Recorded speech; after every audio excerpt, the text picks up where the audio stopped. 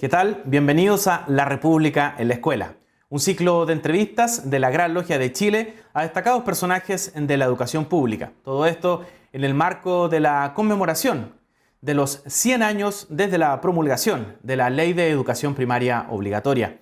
En este capítulo estaremos junto a Alejandra Greb. Ella es profesora en Historia de la Universidad Católica, es magíster en Gestión de la Calidad de la Educación de la Universidad de los Andes y actualmente se desempeña como la directora nacional de la Dirección de Educación Pública. Alejandra, ¿qué tal? Y bienvenida a La República en la Escuela. Hola Ramón, muy buenos días, todo muy bien. Bueno, Alejandra, partamos contándole a la gente de qué se trata, qué es esto de educación pública. A ver, mira, esto parte en noviembre del año 2017, cuando desde ese momento contamos con una política de Estado a través de la ley 21.040 que crea el nuevo sistema de educación pública, conocido como NEP, ¿ya? Nueva Educación Pública. ¿Y qué es lo que hace la ley 21.040? En resumen, transfiere los establecimientos educacionales desde la administración de los 345 municipios a 70 nuevos servicios locales de educación pública, con el objetivo de construir y consolidar un sistema local y nacional altamente profesionalizado y cuyo foco sea desarrollar y fortalecer las capacidades de los establecimientos educacionales para poder mejorar finalmente la calidad de educación que se imparte hoy día a nuestros estudiantes. Bueno, Alejandra, ¿y cómo ha sido este proceso? ¿Cómo ha sido liderar esta Dirección de Educación Pública a nivel nacional? ¿Cómo ha avanzado este proceso en el tiempo que ya lleva, que todavía es bastante poco? Sí, vamos a cumplir recién en noviembre 3 años, ya bastante poco. A ver, una de las ventajas que tiene la ley 21.040, que la instalación de los 70 servicios locales lo hace a través de un proceso gradual y en el tiempo. Hay un primer corte, un primer plazo que es hasta el 2025, pero existe la posibilidad de extender ese plazo hacia el 2030. ¿Cómo ha sido? Bueno, ha sido un gran desafío, con todo lo que es y con todo lo que implica la complejidad de poder instalar una nueva institucionalidad, que son los servicios locales de educación pública, que están a nivel intermedio, algo que en Chile no existía. Y estos servicios locales de educación pública lo que vienen a hacer es a conectar lo que son las macropolíticas con la identidad local, territorial propia de cada uno de los territorios. Hemos ido avanzando en tiempo y en forma, de acuerdo a lo que está estipulado en la ley. Hoy día tenemos 7 servicios locales de educación pública funcionando, es decir, con traspaso educativo, y 4 que están en la etapa previa al traspaso, que es la etapa de implementación. Para el 1 de enero del 2020, estos 4 servicios locales ya inicien el traspaso educativo como tal. Por lo tanto, el 1 de enero ya vamos a tener 11 servicios locales funcionando a lo largo del país. Alejandra, en este proceso, ¿cuáles han sido o cuáles han visto ustedes como dirección las principales dificultades que han tenido en ir integrando y en ir haciendo este traspaso de los colegios municipales a la Dirección de Educación Pública? A ver, mira, tenemos que pensar que en Chile podríamos decir, 345 maneras distintas de entregar educación a nuestros niños y niñas y jóvenes de Chile. Que son cada uno de las comunas de Chile, ¿no? Exactamente, todos los municipios uno sabe que son muy distintos. Algunos lo hacen muy bien y son un ejemplo, pero todo depende más bien de la capacidad de gestión, de la cantidad de recursos, del tamaño, etc. No hay receta. Entonces, si uno dice cómo ha sido, ha tenido la complejidad, vuelvo a insistir, de lo que es un cambio, y esta es la reforma estructural más grande que ha vivido Chile en los últimos 30 años. Entonces, tú cambias de sostenedor, pero no es solamente el cambio de sostenedor, esta cultura que trae una corporación educacional, un DAEM o un municipio, pasa a ser un servicio local de educación público, pasa a un sistema público. Y esos son otros códigos, son otros estilos, otros lenguajes, etc. Entonces, al final, tienes que tratar, y en eso estamos, de construir una propia identidad, juntar, por ejemplo, 4 comunas, que tenían distintas formas de gestionar o de mirar la educación en un solo servicio local, tratando de aunar, tratando de buscar valores, tratando de buscar principios en común, para que vayan creando eso propio, ese sello que va a identificar a este servicio local. Nos ha costado en algunos lugares más, en otros lugares menos, pero igual ha sido complejo. entras en escena con algo que no existía, pones estos servicios locales de educación hoy día en el mapa de un montón de institucionalidades que tiene que empezar a hacerse espacio, tiene que empezar a visibilizarse, a reconocerse como un sostenedor más, pero también como un servicio especializado y profesionalizado en educación. Por lo tanto, también hay un proceso fuerte y muy sistemático de acompañamiento y instalación de capacidades para que finalmente todo esto en el fondo llegue a la escuela, llegue a la sala de clase y desde ahí se empiece a producir la transformación. Claro. Bueno, en este tiempo se han ido integrando más o menos 8 municipios, ese es el dato que estuve revisando. Cuéntanos un poco cuáles son las metas y cómo va avanzando esto, porque también hay que considerar que estamos en un momento más complejo, en donde tal vez sean más lentos algunos procesos y todo nos ha costado más por el tema de la pandemia, ¿no? A ver, yo creo que la pandemia, ¿qué es lo que nos pasó con la pandemia en este proceso gradual de instalación o en la planificación? Hay que pensar que cada una de las etapas, la etapa de anticipación, implementación y la puesta en funcionamiento del servicio local, tiene en sí procesos y actividades. Entonces, ¿qué nos pasó? Depende de la corte de los servicios locales. Tenemos 2018, 2019 y 2020, y de acuerdo a la etapa en que están. Bueno, lo primero fue lo presencial, sobre todo en la etapa de implementación, donde tú trabajas mucho con los actores locales, sean las distintas corporaciones, los DAEM, en el caso de cada uno de estos servicios locales, tuvimos que cambiar de lo presencial a lo remoto, ¿ya? Rápidamente, porque el proceso no se podía detener, ¿ya? Y que tiene que ver con todo un tema de sensibilizar, de informar, de explicar en qué consiste, de traspasar qué, los bienes muebles, inmuebles, todo el personal, etcétera, que es un trabajo administrativo súper detallado y que estábamos acostumbrados a hacerlo en terreno, ir a trabajar con la misma gente. Bueno, todo eso hoy día se vino al mundo virtual y la verdad que si tú me dices que si nos atrasamos, no nos atrasamos, cambiamos la forma de trabajar y nos ha permitido llegar a mucha más gente, porque muchas veces cuando uno convoca o tú vas a territorio y vas a las comunas, y vas por un día, ¿no es cierto?, y tienes esta jornada, llega la gente, muchas veces hay gente que no puede llegar,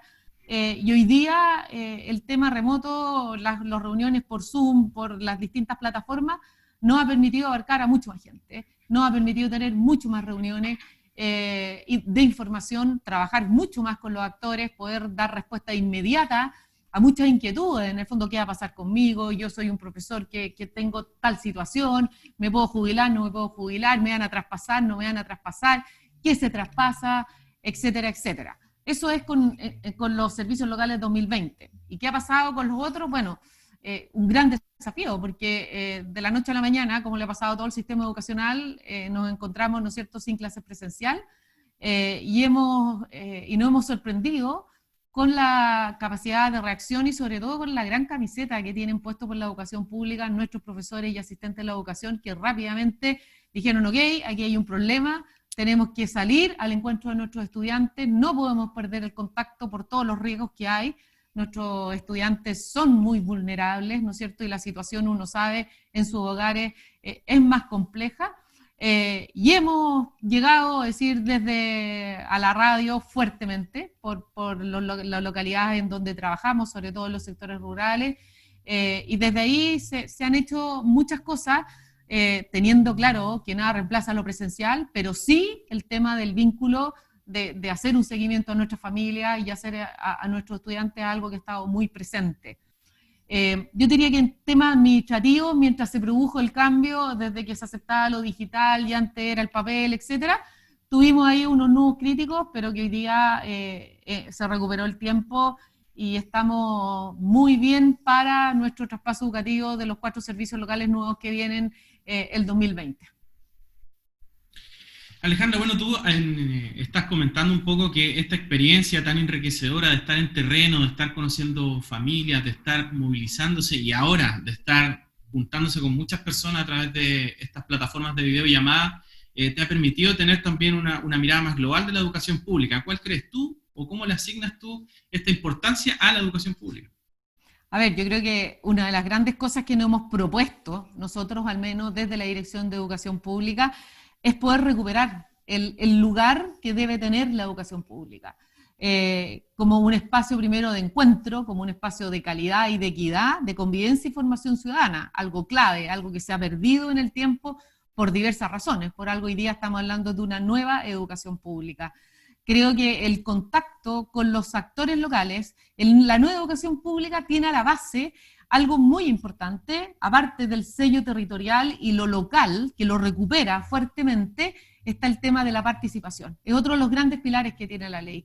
Y entran en escena dos nuevos organismos que antes no existían, que son los comités directivos y los consejos locales. ¿Qué es lo que hacen? Permiten la participación de los distintos actores y acompañan al director ejecutivo en la conducción y, ¿cómo se llama?, de todo lo que es esta nueva educación pública. La participación vuelve a tomar ese rol tan importante. Queremos volver a recuperar la educación pública, estamos absolutamente convencidos que si logramos una nueva educación pública de calidad, vamos a, en rebalse, es decir, como consecuencia de esto, vamos a poder mejorar desde los índices de bienestar, etcétera. Es cosa de mirar para afuera. Los países que tienen un alto porcentaje de educación pública son países que tienen índices de bienestar social, económico, en todos los ambientes altísimos. Entonces, creemos que aquí estamos en una deuda, porque obviamente las cifras no nos acompañan, se ha perdido matrícula, los resultados tampoco nos acompañan a nivel de resultados de aprendizaje, pero eso no implica que esto no se pueda revertir. Creo que nuestros niños y niñas de la educación pública no pueden seguir esperando, tenemos un gran desafío que es acortar esta brecha y trabajar por esta formación integral de todos los estudiantes de la educación pública. Gran desafío, mejora de infraestructura, de espacios educativos, hay mucho por hacer, pero también, al menos yo como directora, tengo el convencimiento que esto es una tarea país, no es solamente una tarea de la Dirección de Educación Pública, aquí necesitamos la voluntad de todos los actores que están involucrados para que realmente esto se transforme en algo de todos, de que todos reconozcan que la educación pública tiene que volver a recuperar ese espacio que ha perdido en los últimos 30, 40 años. Bueno, Alejandra, y pensando ya en el año que viene, ¿no? En el 2021, ¿cuáles son los pasos y cómo ustedes vienen planificando este nuevo año y tal vez considerando también algunas condiciones que pudiese tener el 2021 en que todavía tal vez estemos saliendo recién de la pandemia? A ver, yo diría que hay tres grandes desafíos importantes, ¿ya? A ver, de acuerdo a la planificación que establece la ley, el año 2021 es un año de evaluación de la implementación de los primeros 11 servicios locales de educación pública. Ya la ley establece, hay un consejo de evaluación de la ley que trabaja desde el año 2018 y que todos los años entrega un informe, y el próximo año tiene que entregar un gran informe de evaluación de estos 3 primeros años, en donde tiene que proponer algunas sugerencias, que puede ser esto que te decía yo, por ejemplo, la postergación hasta el 2030 de la instalación del resto de los servicios locales que queda, o algunas otras cosas que pueden implicar hasta modificaciones legales, a otro tipo de modificaciones administrativas, etc. Eso es lo primero. Por lo tanto, el primer semestre no hay instalación de servicios locales, sino que solamente entran en funcionamiento con traspaso educativo estos 4 2020. Eso es como lo primero. Lo segundo, este año fue aprobada por el Consejo Nacional de Educación la Estrategia Nacional de Educación Pública. La Estrategia Nacional de Educación Pública es la primera estrategia nacional de educación pública, es algo bastante histórico e importante, que es la gran hoja de ruta de navegación de la educación pública, que establece metas, objetivos para los establecimientos educacionales, servicios locales y para la Dirección de Educación Pública, y es un gran instrumento y herramienta de gestión. En el fondo es cómo vamos a navegar de aquí a los próximos 8 años. Y eso ya entra, obviamente, ya se produce su bajada, logra alinear todos los instrumentos de gestión que están en la ley, los planes estratégicos locales, los planes anuales, etcétera. Por lo tanto, es un gran avance y es una muy buena noticia. Estrategia nacional que además va a estar a disposición para que la puedan utilizar también los municipios, etcétera, y de alguna forma se empiecen a sumar a lo que es la nueva educación pública. Y tercero, estamos avanzando en distintas cosas, pensando que en 2021, que ya tiene que ver con el tema del aprendizaje, con lo que ocurre dentro de los establecimientos educacionales, si fuera algo parecido a este año, estamos primero, bueno, fuertemente con una instalación de capacidades en nuestros docentes digitales, en la incorporación de recursos tecnológicos, como sean tablets, etcétera, y mejorando la conectividad de nuestros alumnos, porque creemos y estamos absolutamente convencidos que tenemos que acortar también la brecha digital, no solamente la brecha de aprendizaje, sino que también la brecha digital, y tenemos que hacernos cargo de casi más de un 50% de nuestros alumnos que no tienen conectividad. Podrán tener teléfono celular o podrán tener un computador, pero no tienen conectividad, que es el gran problema con que nos hemos encontrado. Entonces, fuertemente ya este segundo semestre estamos en los servicios locales aumentando la capacidad tecnológica de nuestros alumnos a nivel de recursos, pero también mejorando la conectividad para que el uso de plataformas sea algo mucho más sistemático y nos permita además, sobre todo, mejorar la retroalimentación de ellos. Entonces vamos en esa misma línea y también en el fondo trabajando con todos nuestros establecimientos educacionales, viendo la posibilidad, si es que existiera en algún minuto, bueno, si tuviéramos que retornar, con qué podemos retornar, cómo lo podemos hacer y cómo podemos establecer un modelo de trabajo que es más bien un modelo híbrido que tenga lo presencial y lo no presencial, porque sabemos que 100% presencial es todavía a corto plazo, muy luego para empezar a conversar mientras sigamos viviendo con COVID. Y eso se va a quedar todavía. Entonces, preparándonos para. Sí, hoy día escuchábamos en medios ahí al rector de la Pontificia Universidad Católica que tiene una alianza con una farmacéutica china y se está avanzando bastante, pero todavía los procesos les queda un tiempo, son procesos a mediano plazo al menos. Y en este sentido, Alejandra, ¿cómo va afectando un poco este tema a los niños de estar conectándose con los profesores a distancia, estar conectándose por una videollamada, etcétera, que es distinto a estar en el aula o compartir con sus compañeros, etcétera, que son cosas que también retroalimentan a los niños? ¿Cómo lo has visto tú y cómo se ha ido mejorando? Porque claro, en un comienzo nadie estaba preparado, ni las universidades públicas, ni privadas, ni los colegios, estaban muy preparados para desarrollar las clases a través de Internet. Entonces, ¿cómo ha ido adaptándose este tema y cómo lo has visto tú también en los colegios públicos? A ver, lo primero que hicimos, como tú dices, en el fondo no estábamos preparados. De la noche a la mañana cambiaron las reglas del juego y lo primero que tuvimos que hacer en un principio es hacer una especie de mapeo. ¿Con qué contamos? ¿Qué tenemos? ¿Ya? ¿Qué tenemos? ¿Qué tienen nuestros alumnos? Y lo que, a ver, primó era el teléfono celular. A nivel primero de recurso tecnológico propiamente tal. Entonces, por lo tanto, ya, si es el teléfono, y lo segundo que nos saltó rápidamente que teníamos problemas de conectividad, sobre todo en sectores rurales y también acá en Santiago, que son estas zonas oscuras, en el fondo donde no hay acceso a Internet. Y lo tercero, obviamente, que la mayoría de nuestros alumnos y nuestras familias dependían de las bolsas propiamente tal de minutos, que obviamente consumían mucho para las plataformas y no alcanzamos. Entonces dijimos ya, a ver, ¿cómo salimos al encuentro? Lo primero y lo más importante, en la mayoría de los servicios locales salió desde los mismos directores de establecimiento, es cómo se mantiene el contacto. Eso fue lo primero. Después, segundo lugar, el aprendizaje, pero primero, ¿cómo contactamos? Ya. Y ahí el WhatsApp la llevó, absolutamente. En el fondo, a través de WhatsApp, primero con los alumnos y después con la familia, y hoy día es el gran medio de comunicación. Después dijimos, bueno, ok, los textos escolares, que fue el segundo elemento, porque como no había conectividad, ¿con qué contábamos? Con textos escolares, estaban en los establecimientos educacionales, junto con guías de reforzamiento que hicieron los mismos profesores. Por lo tanto, siempre hemos estado con las dos cosas, ¿ya? Con el tema del teléfono celular, y ahí, aparte de los WhatsApp, las redes sociales han jugado un rol bien importante para nosotros. El material. Y lo tercero que entró, y te digo, fuertemente en todos nuestros servicios locales, fue la radio. Desde en Chinchorro, que los mismos profesores en un liceo técnico profesional utilizaron las mismas herramientas que tenían, y desde ahí, en el fondo, salieron con un dial y armaron una radio para transmitir conocimientos, contenido, etcétera, sobre todo desde el área de historia, etcétera, hacia sus alumnos. Y después salió otra radio que dio espacio. En el caso de la octava región nos pasó lo mismo, en sectores rurales, etcétera. La radio ha jugado un rol fundamental. Y desde esa forma hemos ido manteniendo los contactos y donde no se ha podido llegar han sido los mismos profesores o directores que han partido en sus autos o en el medio que sea a llegar hasta donde, bueno, eso lo hemos visto en las redes, ¿no es cierto?, a lugares insólitos a dejarle material a sus alumnos.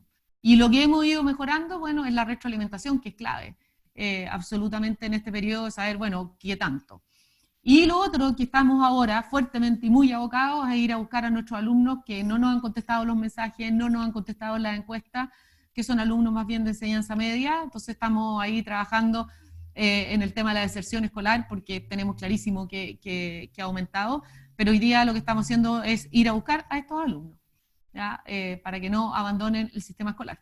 Claro que sí. Eso te diría yo que Oye, son un poco qué importante que es la radio, Alejandra. También lo vimos Increíble. en algunos desastres naturales cuando Chile los vivió. También la radio fue el medio por el cual la gente inmediatamente se empezó a informar y fue la articuladora de muchas cosas en nuestro país. Y qué bueno que ahora también esté cumpliendo ese rol con la educación pública y con los niños. Así Alejandra, es. te queremos agradecer la participación en La República en la Escuela, este ciclo de entrevistas que estamos haciendo con la Gran Logia de Chile a personas destacadas de la educación pública. Muchísimas gracias, Alejandra. No, gracias a ustedes. Un gusto, Ramón. Que estés muy bien. Muchas gracias. Hasta luego. Hasta luego.